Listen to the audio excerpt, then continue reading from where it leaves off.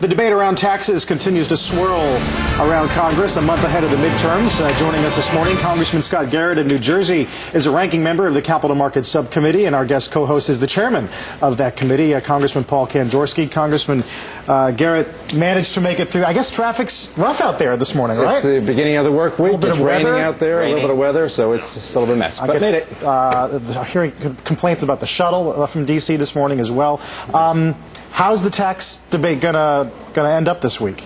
I think it's going to end up just as this administration has been, a non-transparent situation. They're saying, trust us, we can't do it now. We can do it, though, after the election. And you know what they'll give us after the election, just what they've been saying before. Tax increases on a segment of the economy.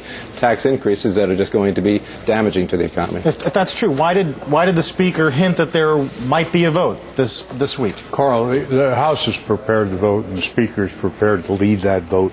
We've now heard from the Majority Leader in the Senate, and he recognizes there's no way he can get the 60 votes to stop the filibuster.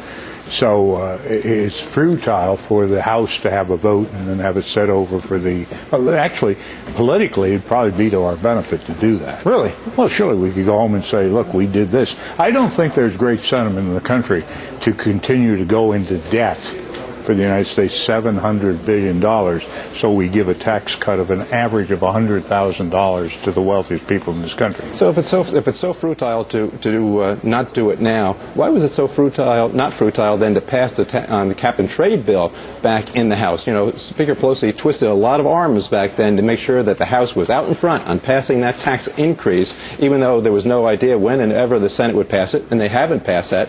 You know, Steny Hoyer said the same thing you said just over the weekend. It'd be fruitful, senseless to do it now. No, it wouldn't. Put yourselves on the record right now that you want to raise taxes, because this is not talking about a tax cut, mind you, for the American public. This is simply keeping the status quo. We should just keep the status quo of the tax provisions that we have right now going into the future. That's what we need going on forward. As I understand it, and I'm not absolutely certain, the fight is, do we continue all of the tax cuts of the George W. Bush administration, or do we take some of the selected cuts of the George Bush administration on a slow temporary basis to get the economy rejuvenated? If we take all of the cuts, it costs us $3.4 trillion over the next 10 years. In my estimation, that would be stupid for the American people and stupid for the Congress. So when you say temporary, you think that eventually you should raise the taxes on the middle class as well down the road? You say temporary just for the middle class? I think we have to get to a balanced budget in order to accomplish that. Look, I'll join my friend Scott. You said a temporary extension, so eventually they would go up for the middle class as well. We should not be talking about permanency in this situation, because that would be mislabeling what we can do. We can't do that. Eventually our creditor, not the creditor, I guess it's the bank, China, is going to say no way.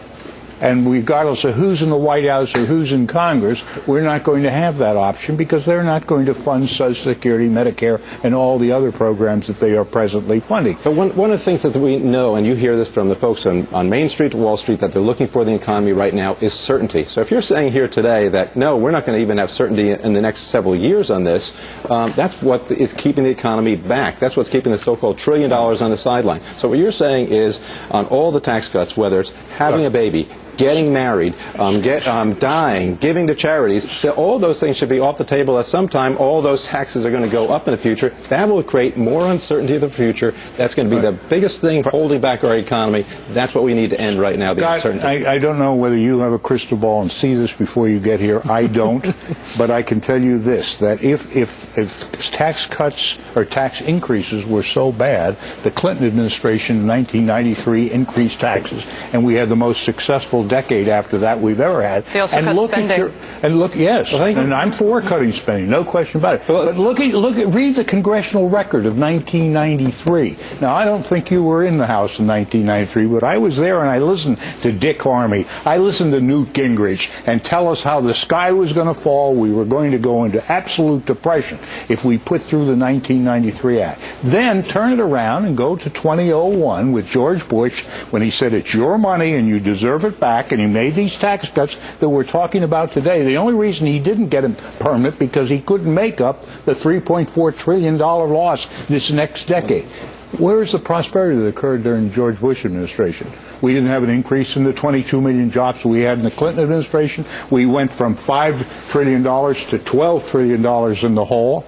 And I say, at the end of the day, it comes down to a simple issue, and it's going to come down to a simple issue basically on Election Day, as which is the philosophy that we want to have to carry forward in this economy. Is the philosophy one where that we can think we can actually improve the economy by A, having more uncertainty, and B, by raising taxes on all segments of the economy, in which case we can go in one direction, or if you believe that you can raise taxes on people, that you can have more uncertainty in the economy, that you can have taxes on every single aspect of the economy, whether it's small, middle-sized, or rich people in the country, then that shows, then support the, and if that's a good idea, then do it now. Well, go oppose. We are doing it now because if we don't pass any laws, all the taxes will go back to where they originally And that's exactly where you want to be. That's the end of the day, that's where you want to be. I would prefer to have some tax break for economic stimulus. But only for a short period of time. Oh, absolutely. Until we get to a policy. Until after the election, and then the taxes No, will go it's back up. exactly a point. You're spending too much attention to the election, quite frankly. I think that we're going to have to make some hard. We're going to have to make some hard decisions. Are we going to have fiscal responsibility in this country? And that should be the burden of the Republican Party. You're always talking about fiscal responsibility, and here you want to go absolutely bananas. Yeah, but here and spend $3.4 trillion on tax cuts. You're the same people that are arguing that you don't want poor Warren Buffett, who's traveling to China with Becky today, he shouldn't pay any inheritance tax. Look, I'm not for inheritance tax, except we need revenue. Others would argue where have the Democrats been in terms of deficit reduction over the past few years, given the spending that Obama's done?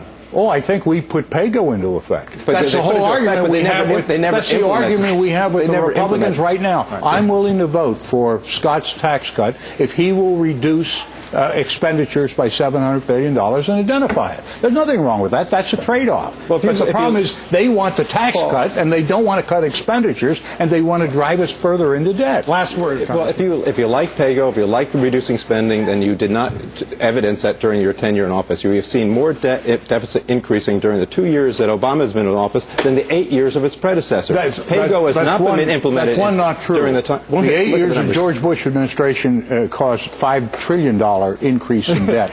We've had $1 trillion. Let me stop you there because the clock's going to tick. Thank you for making it in. Appreciate it. It's been great having you, Congressman. What did Will Rogers call Congress? A baby with a hammer. As soon as you take it away, you know they're going to do damage, but you just turn. That does it for us. Make sure you join us tomorrow. Squawk on the Street's coming up next.